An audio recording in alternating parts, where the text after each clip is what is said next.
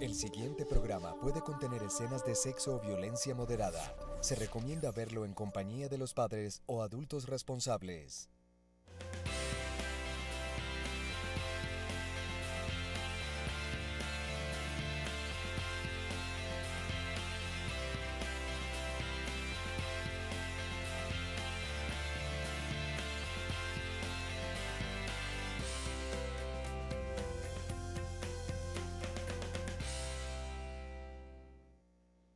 Muy buenos días, bienvenidos a Consúltenos para ser feliz.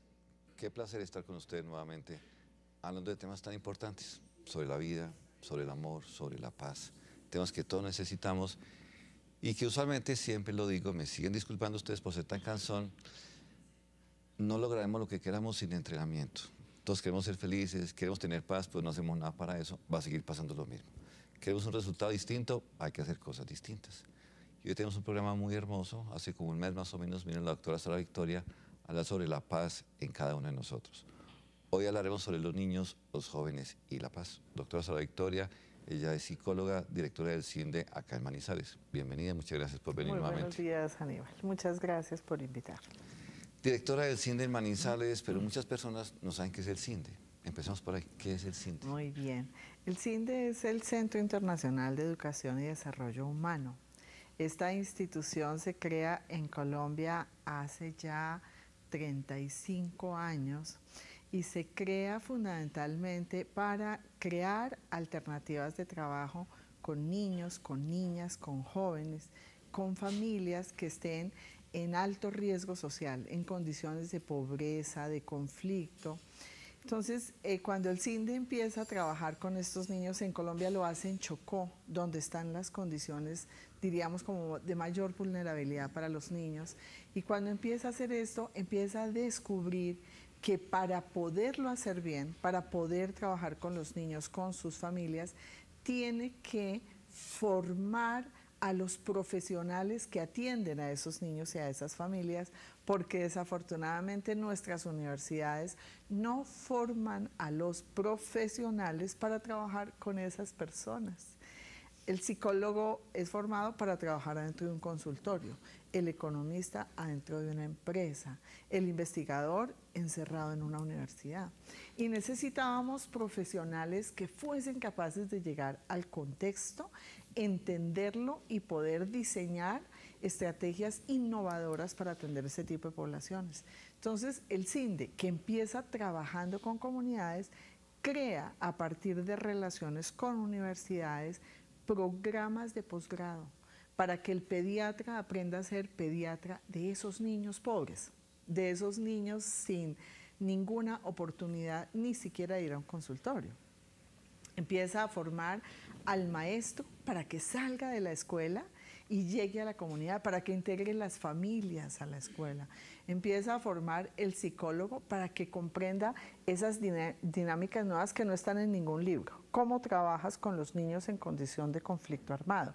Eso nunca nos lo han enseñado en la universidad. Entonces, diríamos que alrededor de eso el CINDE empieza a trabajar con las comunidades, a formar a nivel de maestría, doctorado, hoy postdoctorado, a profesionales que quieran trabajar con infancia y juventud en condiciones de alta vulnerabilidad social. Aprendimos además que eso no se podía hacer sin producir conocimiento que le sirviera a las comunidades, a los niños, a las familias, a las escuelas, y por eso desarrolla también una fuerte vocación de investigación. Entonces el CINDE hace desarrollo, investigación, formación del más alto nivel, y entendió que eso había que hacerlo circular. Entonces está vinculado a muchas redes y trata en todo sentido de impactar la política pública para que pasen cosas con esos niños y esos jóvenes.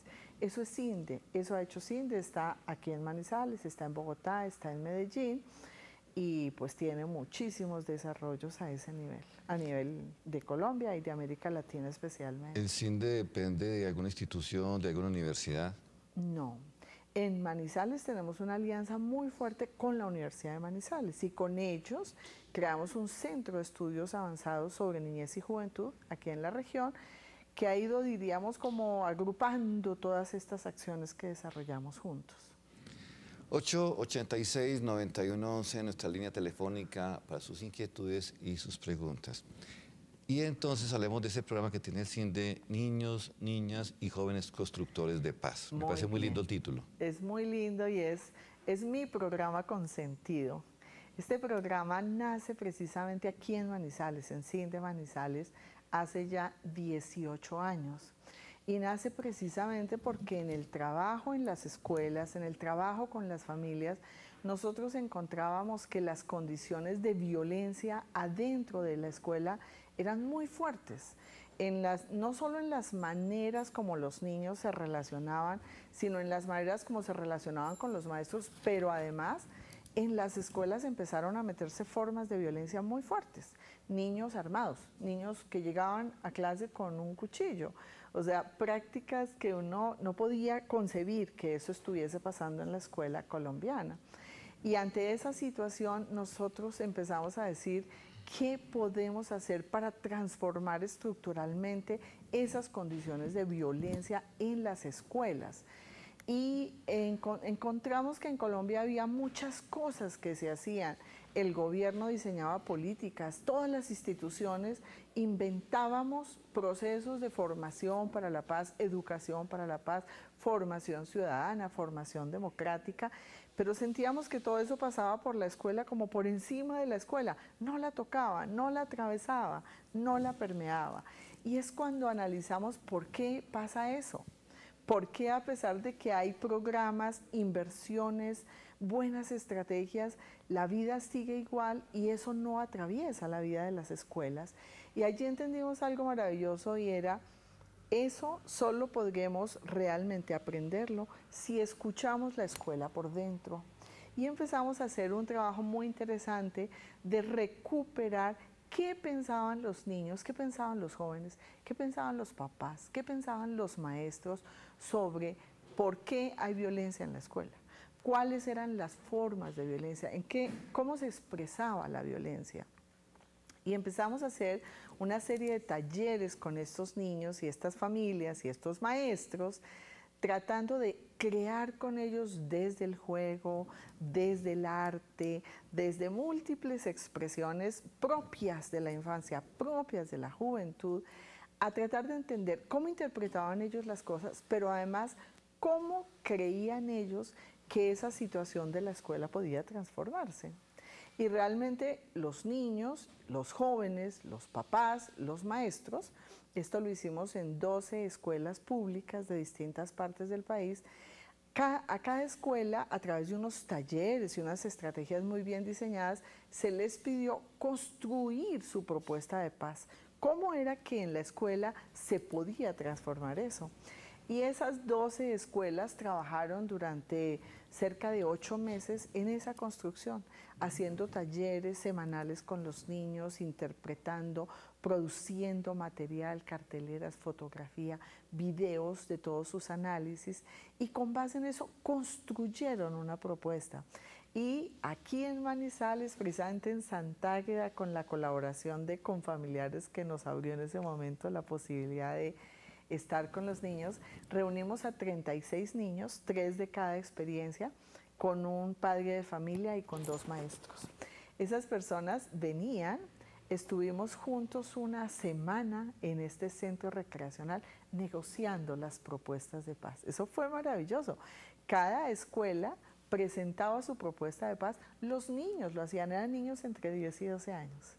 Y alrededor de las 12 propuestas se construyó en ese taller lo que hoy es Niños, Niñas y Jóvenes Constructores de Paz. ¿Y resultados que han visto hasta ahora? Los resultados son sorprendentes. Esta propuesta tiene una cosa muy particular y es que tiene que ser llevada a cabo por los niños y los jóvenes. Los maestros y los papás ayudamos, colaboramos, somos cooperantes de la iniciativa de los niños, pero esto no lo hacen ni los maestros ni los papás. Nosotros diseñamos en nuestro centro unas pruebas para medir qué pasaba con los niños cuando se aplicaba ese programa durante 1 año, durante 2 años en la escuela. ¿Qué pasaba en sus actitudes básicas frente a la paz? Entonces medíamos qué pasa con, por ejemplo, la actitud que tiene que ver con aceptar la diferencia, aceptar la divergencia, qué tiene que ver con la equidad, cómo transformar o qué pasa con la actitud de equidad de los niños frente al género, frente a la etnia, frente al pobre, frente a, te pongo ejemplos concretos de esto. ¿Qué pasa con los niños que piensan y tienen en su corazón unas discriminaciones impresionantes frente, por ejemplo, al indígena o al afrodescendiente? ¿Será que somos capaces de transformar eso en los niños? Entonces, la prueba mide eso, mide la equidad, mide la aceptación de la diferencia, mide la capacidad de pluralidad, mide patrones de convivencia. Y esa prueba se les empezó a aplicar a los niños cuando iban a empezar el programa, y al año se hacía una segunda aplicación, a los 2 años se hacía otra aplicación. Y es sorprendente, es maravilloso ver cómo realmente esas actitudes se transforman en los niños. Las prácticas escolares se transforman, las prácticas de relacionamiento, de toma de decisiones, se reconstruye el manual de convivencia, se reconstruye la forma como los niños se organizan para tomar decisiones en la escuela. Entonces sí creemos que esto cambia muchísimo. Esto produjo también transformaciones maravillosas en la familia, en las relaciones entre la familia y la escuela. Nosotros estamos realmente muy contentos con lo que ahí ha pasado. Con ustedes hay muchas preguntas, doctora Sara Victoria. Niños de 10 a 12 años, ¿ellos cómo definen paz? Ajá, muy bien. Los niños definen paz, eso es maravilloso, porque además la definen como hoy la definen los grandes teóricos de la paz. Eso es maravilloso. Para los niños, la paz no es que no haya pelea, no es que no haya conflicto. La paz para los niños no es armonía. La paz para los niños es convivencia feliz, es construir vida feliz, construir vida libre, construir vida donde yo expando lo que soy. No es solo que no haya peleas, no es una paz chicha, diríamos nosotros. Hoy los teóricos dicen que eso de lo que hablan los niños se llama la paz positiva y no paz negativa. Durante muchos años la paz fue conceptualizada como paz negativa, es decir, no a la guerra, no al conflicto, no a la pelea, no al grito, no al golpe. Entonces, si tú no me golpeas, papá, estamos en paz. No. Tú puedes no golpearme y podemos no estar en paz. Si no hay una relación de amor, de respeto, de reconocimiento, que haga que tú y yo podamos ser felices y ser mejores seres humanos, que es la paz positiva. Entonces, los niños le apuestan a la paz positiva, eso es maravilloso. Y una segunda cosa que me parece muy hermosa es que los niños entienden que la paz no es perfecta, que la paz positiva es un proceso donde nos caemos y nos paramos. Por eso en los niños existe el concepto del perdón y la reconciliación. Es maravilloso lo que aprendimos con los niños. Son grandes maestros los niños. Totalmente. Me recuerdas una vez que la Madre Teresa de Calcuta estaba en Inglaterra, la invitaron a una marcha contra la guerra. Ella dijo, no, no puedo ir. No es que es contra la guerra, es importante que usted vaya. Cuando lo hagan por la paz, invítenme. Eso es muy distinto. Sí. Lo que tú dices, completamente de acuerdo. Tal cual. Niños, niñas, jóvenes, constructores por la paz y los padres de familia, tú dices que se han visto resultados. Sí. ¿Cómo involucran a los padres de familia? Muy bien. En los talleres de trabajo con los niños, yo voy a contar como ejemplos que le muestran a uno cómo han funcionado las cosas. El programa toma muy distintas maneras según donde se desarrolle, pero voy a hablar de un ejemplo porque quizás con los ejemplos uno entiende más las cosas y las dinámicas. Un taller de 3 días. El primer día trabajan los niños solos, los papás solos, los maestros solos, en dinámicas distintas pero sobre lo mismo. ¿Por qué? Porque los niños, los jóvenes, tienen unas maneras de trabajar, unas maneras de expresarse. Los maestros tienen otras. Yo no puedo poner a jugar al maestro como si fuera un niño, porque no es un niño. Ni puedo poner